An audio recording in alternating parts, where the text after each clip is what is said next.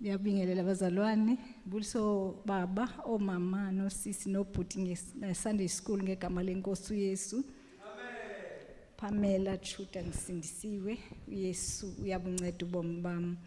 Cela ukuqala ngokuxolisa izolo bangakhona beningasebenzeli lawo lundi so ndiyafika ebusuku andangakwazi ukukhava isikhathi. I think ndingene nje lapha around 8 so ndiyaxolisa kakhulu kodwa usihlalo benimazisile ukuthi kungenzeka ndibe late. Siyaxolisa nokuqala lethanyana. Ngicela nje sivele siqale sivule inkonzo. Sibingelele ngelizwe lilapha yako 124 Psalms. If it had not been the Lord who was on our side, now may Israel say. If it had not been the Lord who was on our side when men rose up against us, then they had swallowed us up quick when their wrath was kindled against us. Then the waters had overwhelmed us. The streams had gone over our souls. Then the proud waters had gone over our souls. Blessed be the Lord who had not given us as a prey to their death. Our soul is escaped as a bird out of the snare of the fowler. The snare is broken and we are escaped. Our help is in the name of the Lord who made heaven and earth. Njalo ngiqhubeka nobufakazi baMandy ukuba uNkulunkulu bengekho on our side, our enemies would have swallowed us alive. Each version. It's not by might nor by power. Akungamandla ethu, it's by the mercies of God that each day we are able to continue siqhubeke nokumkhonza uNkulunkulu. So we just saying praises be to our God. Sisaqhubeka ke mazalwane nalenkonzo nje ndithanda ukubingelela ngalowo mazwi. Inhliziyo yami igcwele ukumbonga uNkulunkulu nokumthanda uze uhambe nathi kwade kwabala. We must forever praise him. Noba kunjani, noba sifeyisani, he's got a plan ngempilo yethu. Uthi uyazazi ingcinga zakhe ziphakeme ngempilo yethu. Une plans ngempilo yethu. Ndicela uyivala la ake sicela abantu abanobufakazi nami sizwe uNkulunkulu nakuba ndimile. It's by the grace of God. Nguyo ndithwele kwade kwabala. Ndimbonga kakhulu uThixo. Ayikho into ebendingazenzela yona. There's nothing good about me engekho. I am nothing.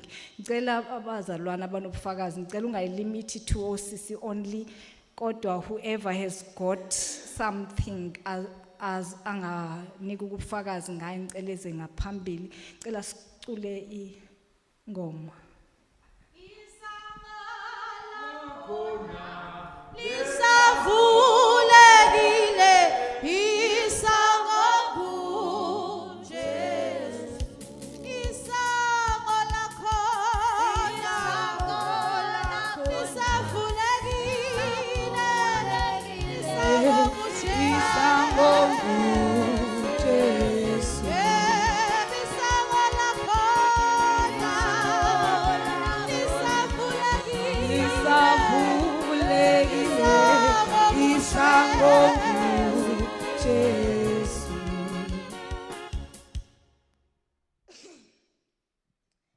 Ngiyabingelela bazalwane kaMnkosi uJesu Kristu. Amen.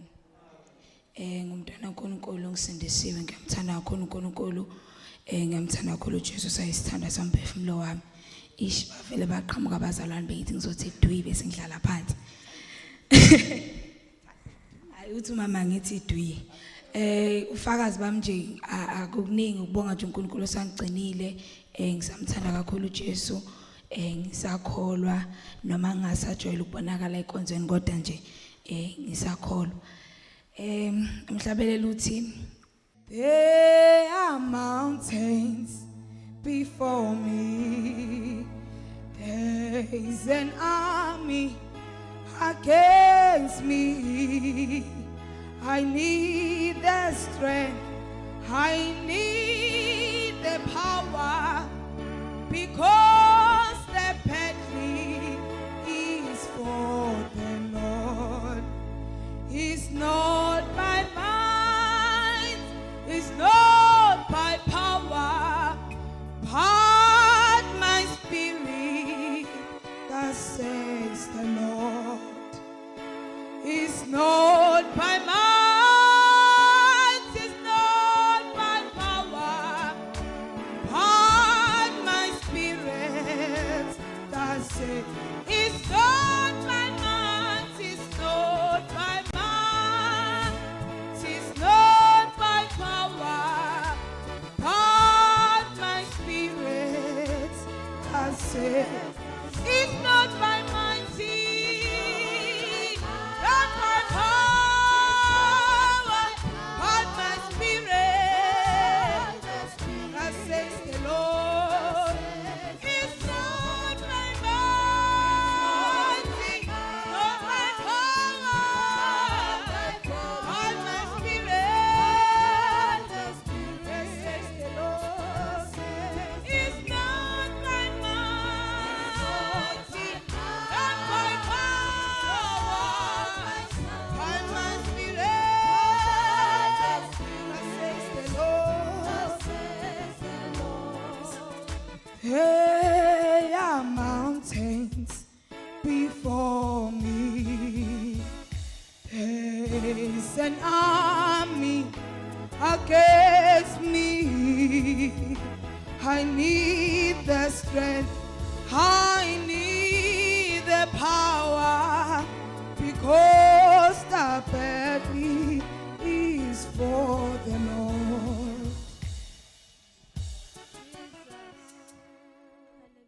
Amen. Hallelujah. Sabingela abangcwele egameni lenkosi yethu Jesu, sibingele inceke yenkosi, sibingelele umama umfundisi ekhona phakathi kwethu nobaba, nomama nosisi. Amen. Siyayibingela imbali egameni lika Jesu.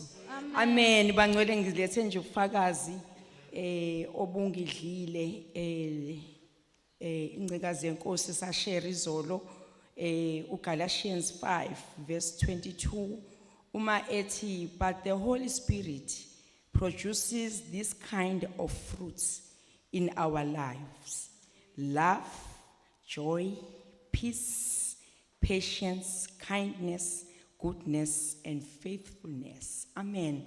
So ngidliwa indaba bangcwele ukuthi uma ngizwa kuphola uthando kufune ngicheck igauge kamoya ongcwele. Amen. Uma ngizwa kuphela nje ukubekezela kimi, mhlawumbe sengimdabukisile umoya ngokwenza kwami. Amen. Uma ngizwa nje ngingenayo ipeace, rakashika. Amen. Ngibe ngikhonza the Prince of Peace. Shuthi khona into ekhona lapha kumoya. Glory to Jesus. Amen. Ngidliwa yileyo ndaba nje ukuthi hayi angamdabukisa umoya. Kuma sengimdabukisile lama fruit awaproduceayo kimi. Kanti akhona okwami mama umfundisi ukuveza uthando. Hey, uliveza nalapho ongathandwa khona. Kodwa umoya ongcwele ophakathi kithi. Amen. Ngathola impendulo eziningi bangcwele kuye kubuzakala isimo sisibi sibheduka noma isemsebenzini kuthi abazalwane bahlale babongani. Nahlale nahleka ini because of the Holy Spirit eproduce ama-fruit kithi. Amen. Ngidliwa nje yileyo ndaba, ngithola impendulo eziningi izolo. Glory to Jesus. Ngiyanibingelela bazalwane egameni lenkosi Jesu Kristu. Amen.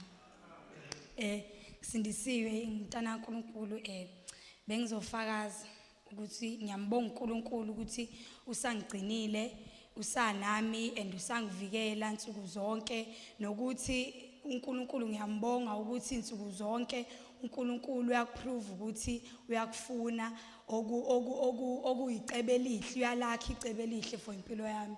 Ngoba kuningi okuyitestimony ngempilo yami ukuthi kuningi engabe kwenzakalile empilweni yami, isitha sithi siyagadla kodwa uNkulunkulu wathi hayi owami lo mntwana angeke uzomthola.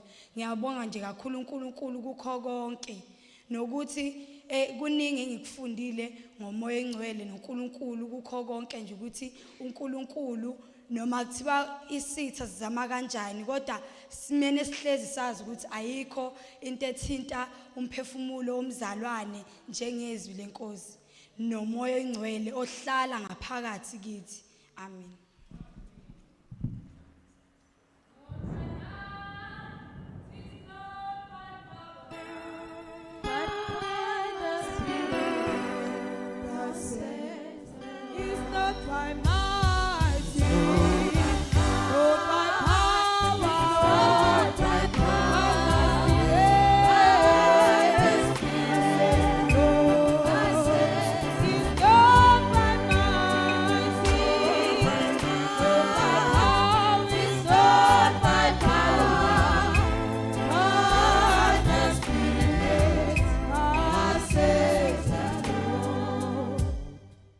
Siyabonga bazalwane, ubufakazi babazalwane. Sicela uMama Mbatha asibongele ubufakazi ngegama lenkosi Yesu.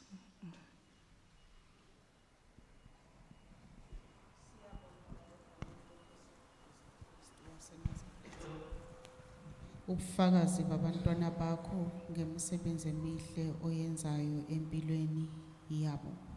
Siyabonga uNkulunkulu wethu ongcwele, ubufakazi obethulwa abantwana bakho bukukhombisa ukuthi uma ukhuluma balalele. Siyabonga uNkulunkulu wethu ongcwele egameni likaJesu Kristu waseNazaretha, namanje sisazoya ezwini lakho uNkulunkulu wethu ongcwele, sikhulekela ukuba sisize according to your will in Jesus' mighty name. Amen.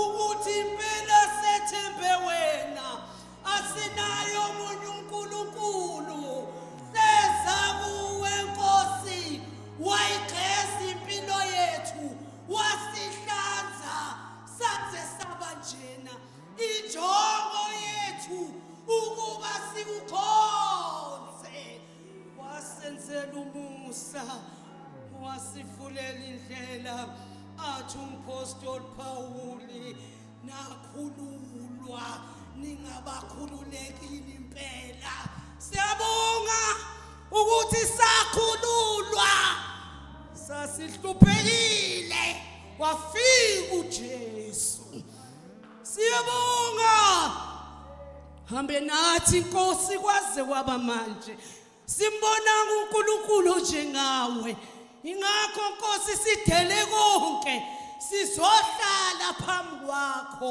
ukuba Nkosi usibangule maninga ameve siwanyathelile kodwa Nkosi sibonga ukuthi usetshethile wathi siyoze siguge haleluya siyabonga moya ongcwele osiholele eqinisweni uthi iqiniso liyakusikhulula sakhululwa siyabonga baba fanele udumo uNkulunkulu asizisoli ukuthi baba wayikhetha impilo yethu sasihluphekile singenamsizi wafika uJesu wayisiza impilo yentombazane eyayishayekile nama-cracks wayibuyisela baba wethu ongcwele njengokhozi uNkulunkulu onamandla wonke siyabonga Nkosi ntambama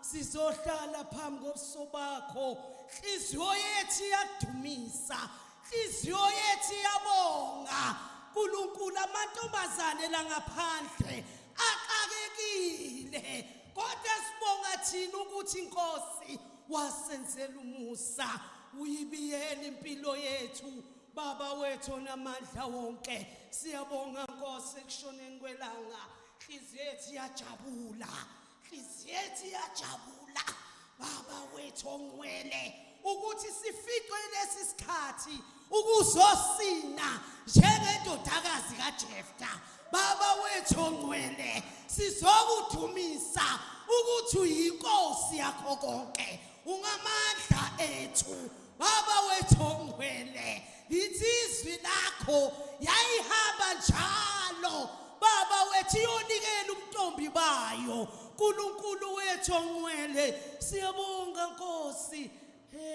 wafika nakithi baba wethu ongcwele ingakho sonikela sithi ngakho konke kwethu baba wethu sithembe wena mana njalo Nkosi egameni likaJesu msindisi wethu amen Amen bazalwane ngicela singabe salibazisa siye straight ezwini siyambonga uNkulunkulu ohambe nathi kwaze kwabala sithembe yena kuko konke usithwele wasithwala wahamba nathi kwaze kwamanje simbonga kakhulu nangokufumana le opportunity yokuba ne youth week size sizwe sondliwe sazi identity yethu Monday nje kwakhulunywa ngeidentity nepurpose identity yentombazana plus nokuthi sibalulekile kuNkulunkulu singamantombazana when God is about to do into enkulu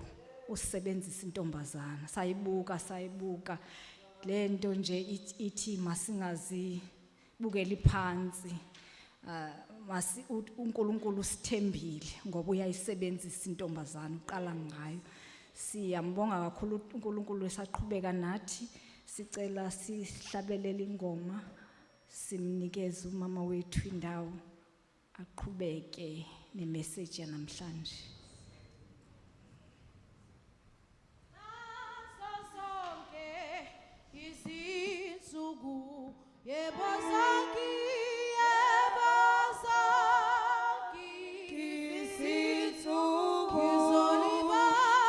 Yeah.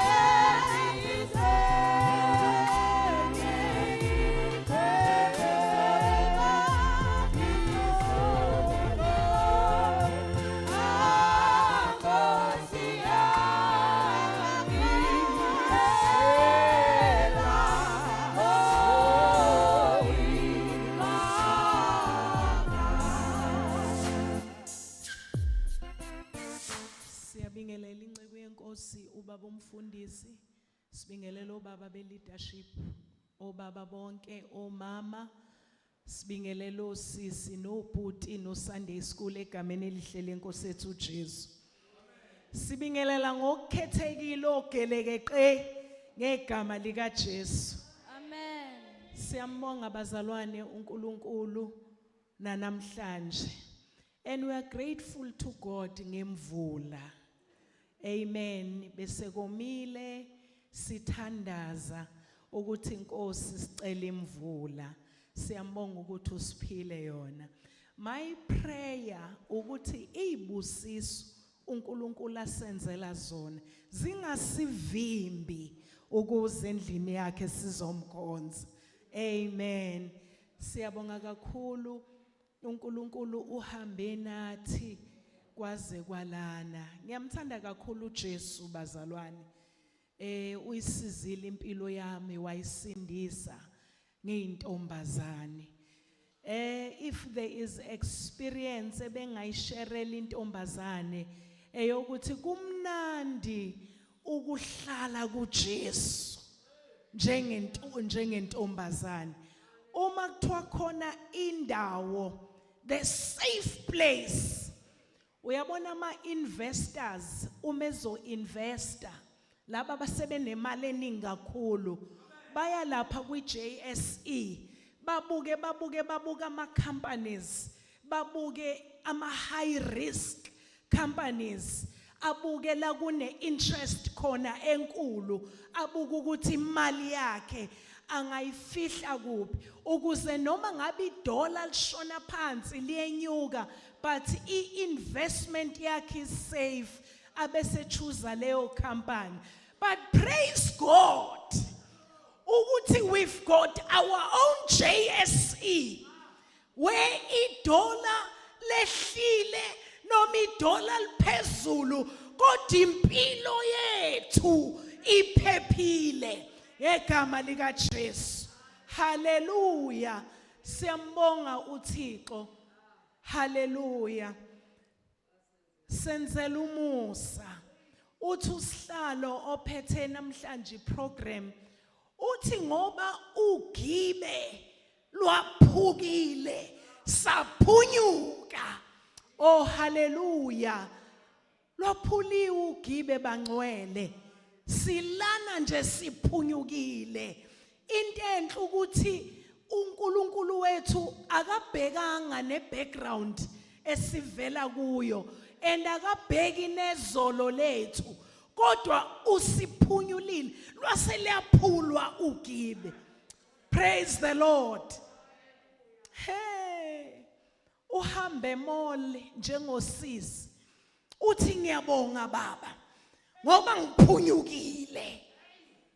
Nalolu gibe usathana bethu ngibekele lona ngiphunyukile. Kukhona ugibe oluyikhondolo lwemndeni. Hallelujah. Ake ngikhulume nomunye nje oyedwa. Kukhona ukhondolo lwemndeni oluthi lapha ekhaya akekho zograduate kodwa uma usufika kuJesu lolo khondolo liyaphulwa ngegama lika Jesu. Hallelujah. Miningi imgibe ekhona empilweni. Hallelujah. Kodwa uma sifika kuJesu uyayaphula. Uhambe bamangala ukuthi wenza ngani emndenini izinto zakho zalunga ingoba ugibe obubekelwe lona lwaphukile. Praise the Lord. Hallelujah. Ngizocela siyeke ezwini lenkosi. Siyabonga inceku yenkosi khona phakathi kwethu. Siyambonga kakhulu uNkulunkulu ngayo. Sizovula encwadini kaLuke chapter 7 verse 36 to 50. Omunye asifundele uJohn chapter 12 verse 1 to 8. Ivangeli ngokaLuke chapter 7 36 to 50. Amen. Omunye wabaFarisi wamema ukuba adle naye. Esengene endlini yomFarisi wahlala ekudleni. bheka kwakukhona emzini owesifazane oyisoni wathi esazi ukuthi uhlezi ekudleni endlini yomfarisi weza nomfuma wamafutha wema emuva ngasezinyaweni zakhe ekhala waqala ukumatisa izinyawo zakhe ngezinyembezi wazesula ngezinwele zekhanda lakhe wazanga izinyawo zakhe wazigcoba ngamafutha kuthe umfarisi obemmemile ekubona wazindla wathi uma lo ebengumprofeti ngayemazi lo sifazane omphathayo ukuba ungubani nokuthi unjani ngokuba uyisoni uJesu waphendula wathi kuye Simoni kukhona engifuna ukukhuluma kuwe wathi khuluma ke mfundisi kwakhona abantu ababili abanamacala kumtshelekisi othile icala lomunye lingudenariyo abangamakhulu ayisihlanu elomunye amashumi ayisihlanu bengenanto yokukhokha wabayekela bobabili ngumuphi kubo konje uyakumthanda kakhulu na uSimoni waphendula wathi kithi yilo amiyekele kukhulu wathi kuye unqume kahle ephendukela kosifazane wathi kuSimoni uyambona lo sifazane na ngingene endlini yakho awunginikanga amanyawo kepha yena uzimatisile izinyawo zami ngezinyembezi wazesula ngezinwele zakhe awunganganga kepha lo yilokhu ngingenile akayekanga ukwanga izinyawo zami ikhanda lami awugcobanga ngamafutha kepha lo uzigcobile izinyawo zami ngamafutha ngenxa lokho ngithi kuwe izono zakhe eziningi zithethelelwe ngoba uthandile kakhulu kepha othethelele okuncane uthanda kancane wayesethi kuye zithethelele izono zakho ababehlezi naye ekudleni baqala ukusho phakathi kwabo ukuthi ngubani lo othethelela nezono na kepha wathi kosifazane ukukholwa kwakho kusindisile hamba ube nokuthula Ivangeli ngokukaJohane chapter 7 kuverse siqale kuverse baba John 12 verse 1 to 8.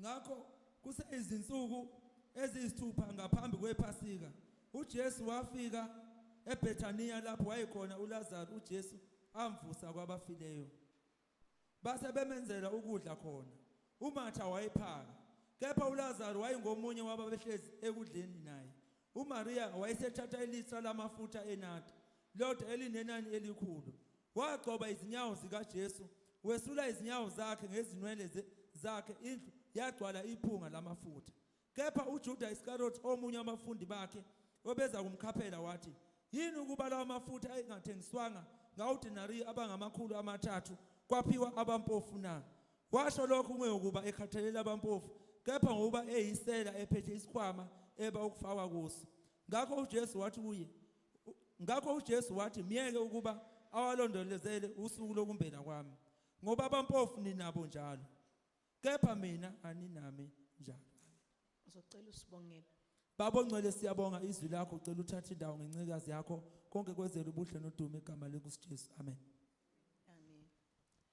Begani kujese ngumholi nje nophiwa amandla nguye lala uJesu unathi ngomoya la kepha ngale sizomona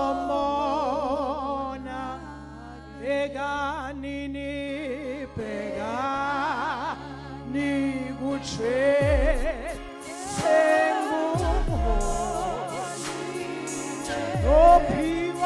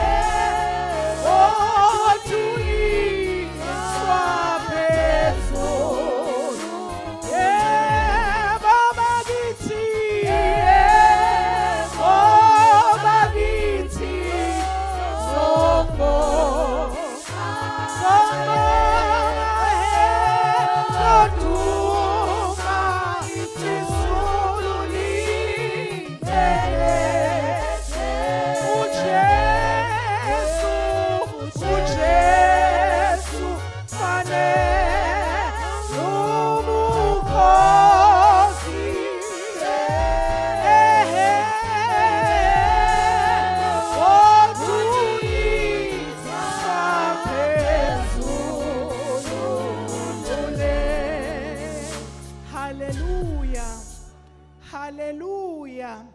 Praise the Lord. Sithe into yosiza intombazane ukuthi ihamba mehlayo iwabhekisile kuJesu owalenge eCalvary. Hallelujah. Ihambe ngomoya ongcwele, igcwalisiwe ngomoya ongcwele. Ngoba ngaphandle kokubhekisa amehla akho angeke ulunge. Hallelujah. Into eyalimaza uPetro uma uJesu embizile uqala kahle ijeni yakhe.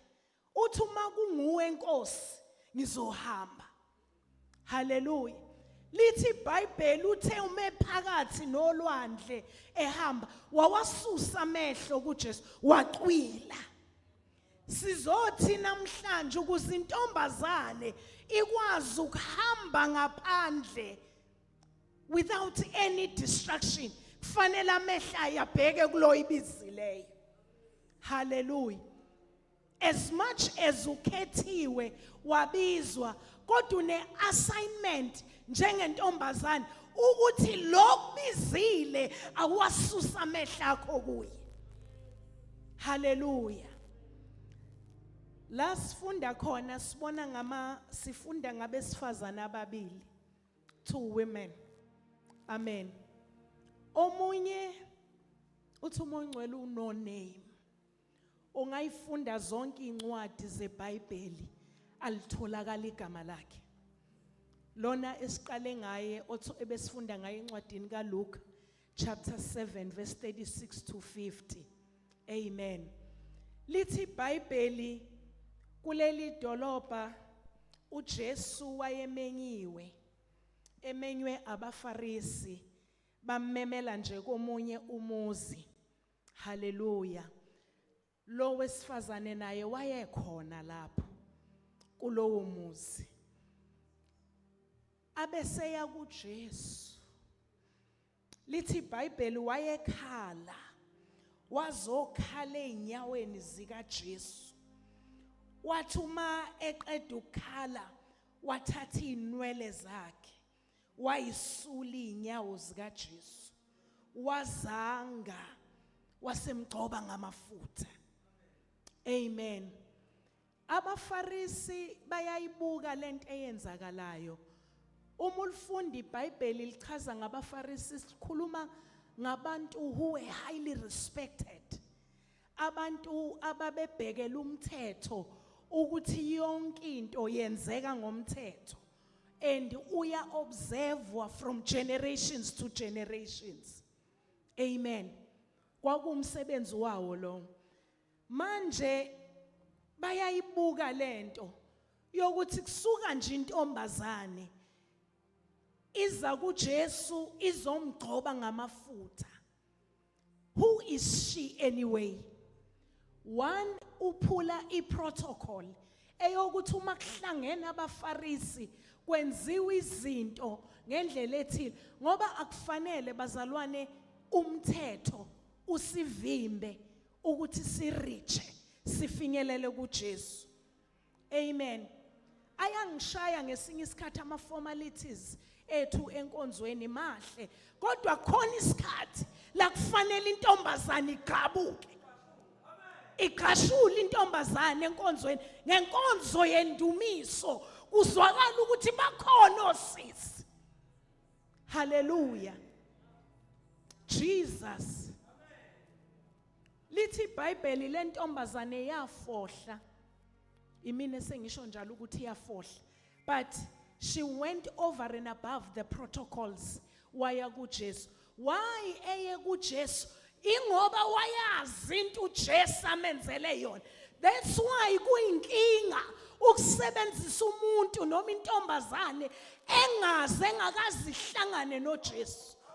Ngoba when you know and you remember into uJesu akwenzele yona, angeke ucompromise. Nendlela okhonza ngayo angeke icompromise. Hallelujah.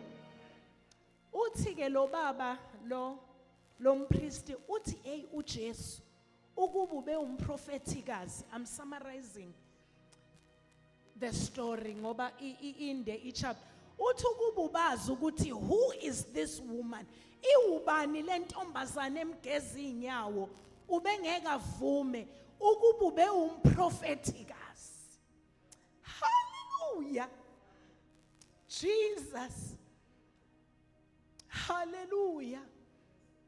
Ingoba uyalazi record lalentombazane ngoba i-challenge esinayo sihamba nabantu abasiphathela ama-record. Hallelujah. Abantu abazizolo lethu ungavumi ukuthi izolo lakho likuvimbele ukuthi ukhonze uNkulunkulu. Uthi uma uqhubeka nestory uJesu uzuyambuza ukuthi Jesu uyamazi yini ukuthi ubani? Uqala uyayicabanga lento ngoba iyashaya lento yokuthi kuyaziwa ukuthi ngihamba ngashayeka ngizosebenza kanjani. Hayi mntaka baba, lithi iBhayibheli ozivumayo wethembekile sikhonza uNkulunkulu oxolelanayo. Hallelujah. Uyambuza uJesu uthi kahle hle uyamazi lo muntu okugcoba ngamafutha. uJesu uyamphendula uthi uma bekunabantu ababili abakweletwayo abebenesikweleti and then you write off the debt, yimupho zokukhonza kakhulu? Ubayaphendula bona bathi lo sulelwe isikweleti esikhulu. Hebo sisi, uJesu walisula icala lethu. He pay our debt.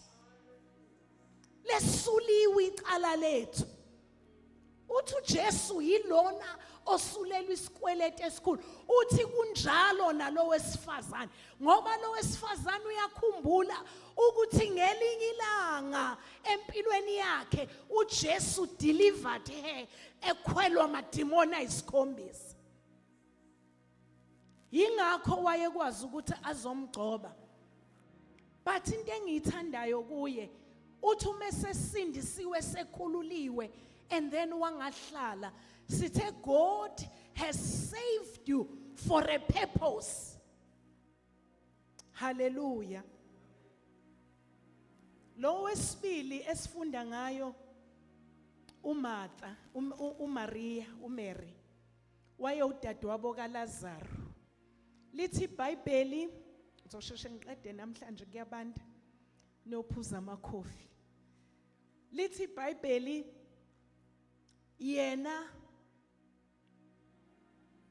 wayephethe alabaster, the most expensive oil, ephethe liter. Hallelujah. Alichaza okuningi ukuthi wayewathengephi, kodwa lithi wayephethe amafutha amaningi wayogcoba inyawo zikaJesu, indlu yagcwala iphunga elimnandi. Ngoba uma khona osisi enkonzweni kufanele kube nephunga elimnandi, kufanele kuzwakala ukuthi leyo local inosisi, kuzozwakala ngephunga elimnandi. Hallelujah. Uthi uma esekwenzile lokho kuqhamuke omunye wabafundi bakaJesu, ngoba sometimes uSathane uma ezokuhlasela akalanda umuntu okude futhi akalanda umuntu ongamazi, usebenzisa yena lo maziyo nalo omthembileyo. Sometimes kube umuntu wefamily yakho. Umangala ukuthi ngaba nejealous engaka in my family, abantu engizalwa nabo. Uyazi uSathane ukuthi uma elanda umuntu le oyi stranger, you will easily pass the test. Amen. Lithi kwasuka uJudas Iscariot wabuza wathi Jesu uvumelani ukuthi uMaria azo waster. He took it as a wastage. Ngoba noma senzane endlini kaNkuluNkulu bazalwane, we are not wasting. Uma sinikela noma ngabe yini oyinikelayo, it could be money. Siyabonga nje kunomzalwane angazi noma nibonile khona umzalwane osinikelele ngalezi imbali ezinhle. Our mother umama uNdlela. Sekukuhle enkonzweni. Ube neso wabona ukuthi hayibo siyayidinga into. Kubalekile ukuba neso enkonzweni sisi. Amen. Siyabonga mama uNkulunkulu akubusise. Noma ngabe yini oyenzayo endlini kaNkulunkulu awuyenzelise. Uthi uJudas Iscariot kulo wesifazi kuJesu, why uvumeli wastage? Ngoba lamafutha ngabadayisiwe ayidayiselwa abampofu. Uma wakadayiswa imali etholakalayo inikezwe abampofu. Endleleni ezisihamba kunezinto ezisidiscourageayo. Namhlanje ngizokhuluma nosisi ukuthi kubalekile in your journey sisi ube nayo indlebe kaMoya oNgcwele.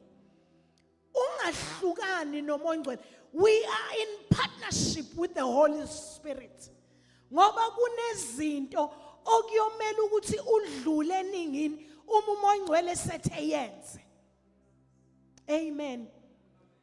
Into eyenza laba besifazana ababili benze kanjena kuJesu ingoba number 1 babazi into abenzele yona, but number 2 babenendlebe kaMoya oNgcwele ngoba uma uhamba ngayo awubuze enyameni nasegazini.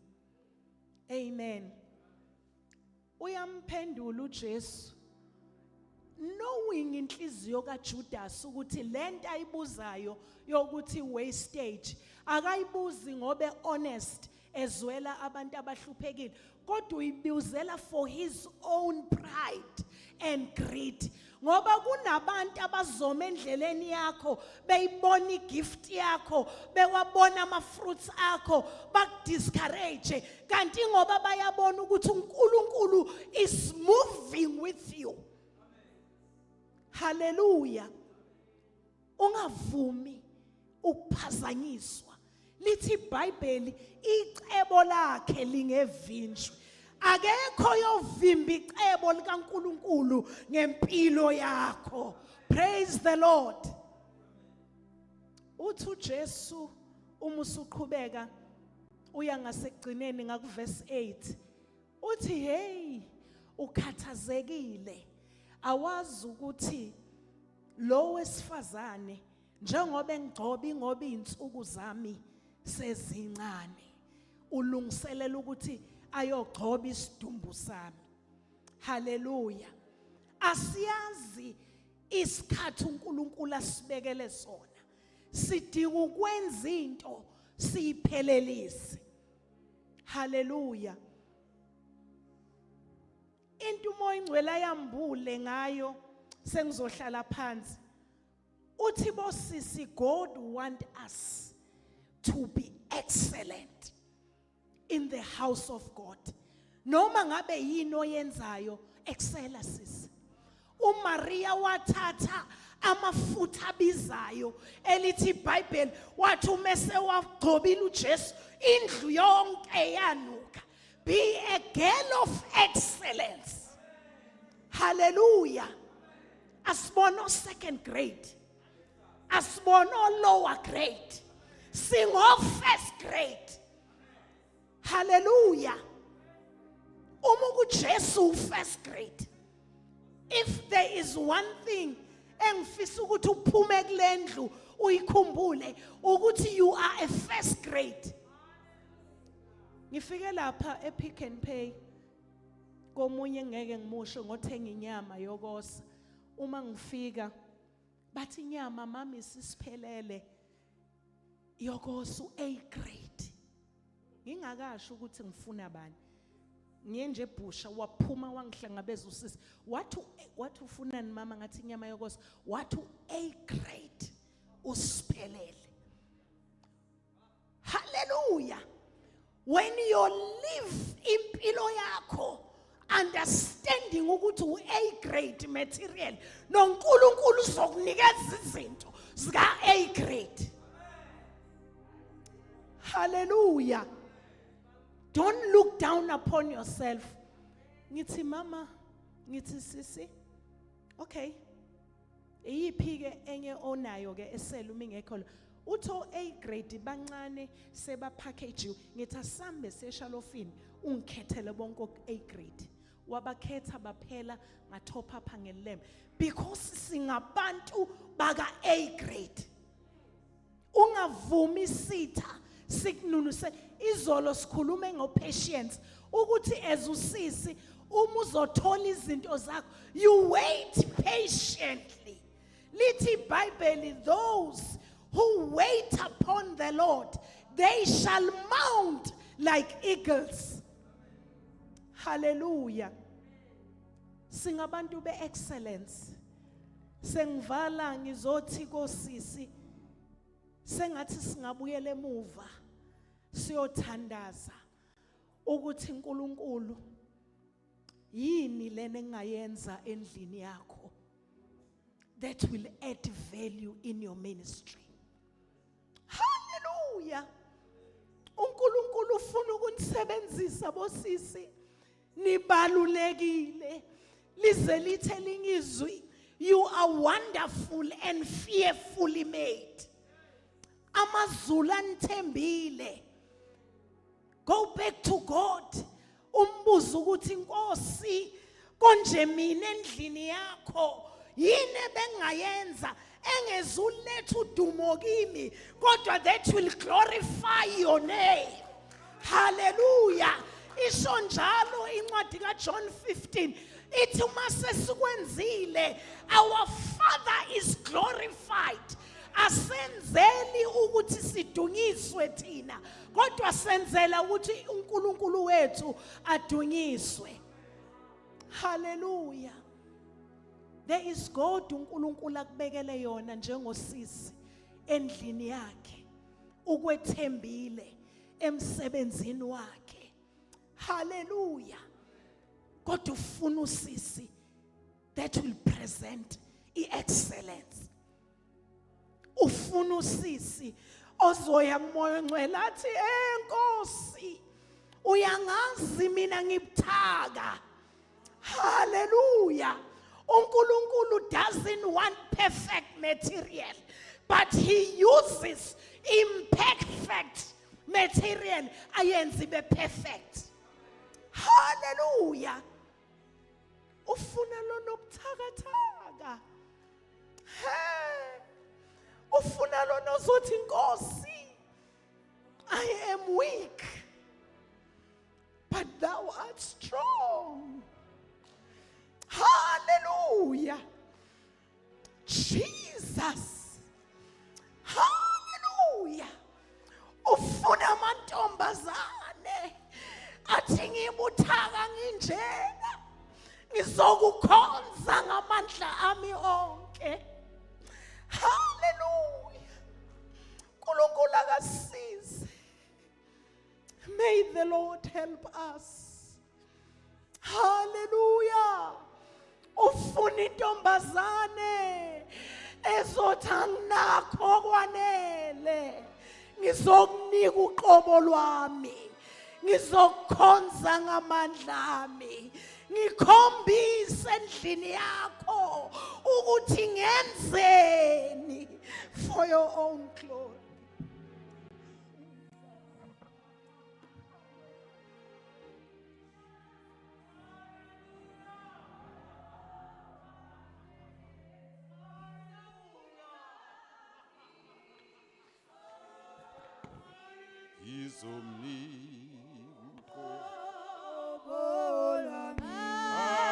Anginakho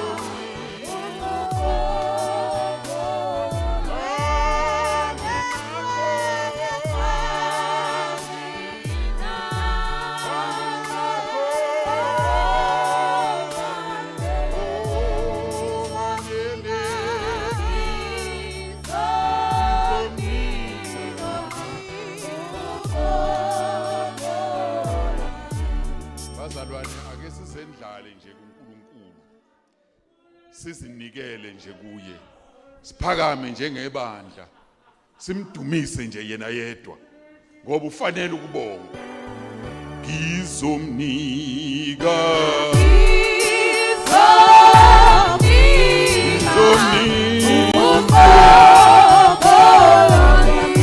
ngizomnika mina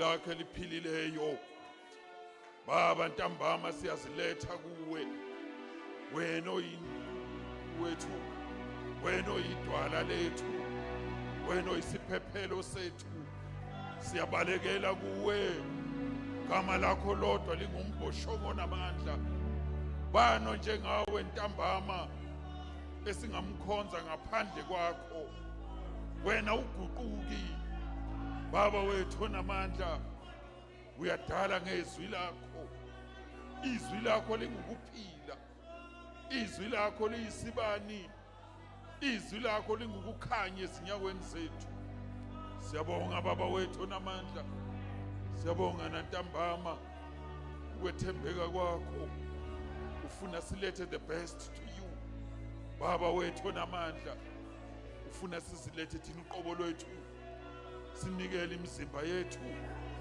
ibe ngumnikelo ophilileyo baba wethu sithandayo siyathandaza ntambama Thixo wethu thatha indawo ezimpilweni zethu senze sikukhonze wena wedwa singasuki kuwe ngoba kuwe kunokuphila okuphakade baba wethu namandla siyabonga uNkulunkulu wethu wena uyasithanda uyasinakekela uyasondla awufani nabanye baba wethu namandla abangena endaba nempilo yethu ufuna singabhubhi sifinyelele kuwe sithole ukuphila okuphakade baba wethu namandla thatha udumo siyakunika lona baba lokufanele wena wedwa wena uNkulunkulu wethu wena oyindoda yempi siyabonga baba ukuthi ugibelo waphukile simi kule ndawo Thixo singabakhululekile impela ngoba sikholwa nguwe baba wethu sithandayo siyathandaza umoya oyingcwele sebenze inhlizweni zethu baba wethu silenze izwi lakho kungabe ngokulizwa nje kuphela kodwa silenze ngoba uyathokoza ngalabo abalizwa abalenze bafanisa nendoda ehlakaniphileyo eyakha phezulu kwedwala sakhiseke Thixo wethu ngeke silunge sisodwa siyakudinga wena hambe nathi endleleni baba wethu namandla usihlomise zonke izikhali zikamoya ukuze sibe namandla okulwa Thixo wethu nangosuku olubi sime siqinile siyabonga baba thatha udumo siyakunika lona uNkulunkulu wethu namandla wethembekile wena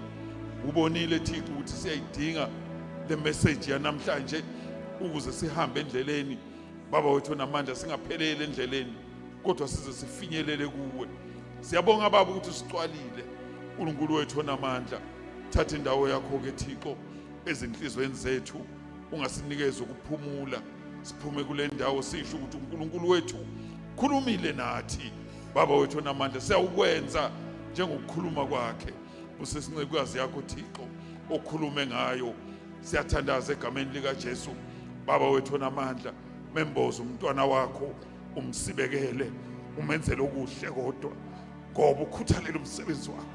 Siyathandaza egameni likaJesu. Siyabonga Baba ukuthi kuwena akukho kungeke kwenzeke. Wethembekile wena. Wawungeke usibize Thixo, sibizele kule ndawo, sishiye phakathi nendawo, kodwa uhamba nathi endleleni.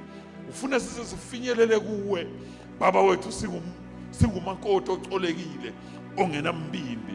Siyathandaza ke Thixo wethu namandla, senzele umusa nantambama, silizwe izwi lakho lisisebenze ngaphakathi.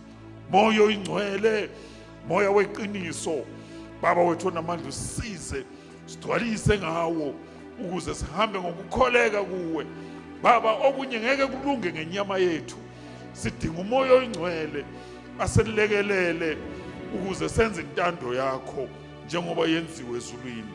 Baba, singasuka kuwe sishonephi, amazwi okuphila ayatholakala kuwe. Thatha indawo yakho ke Thixo, egameni lenkosi yethu Jesu Kristu. Siyabonga Baba, dumo lungo lwakho lukufanele, ngegama likaJesu siyabonga.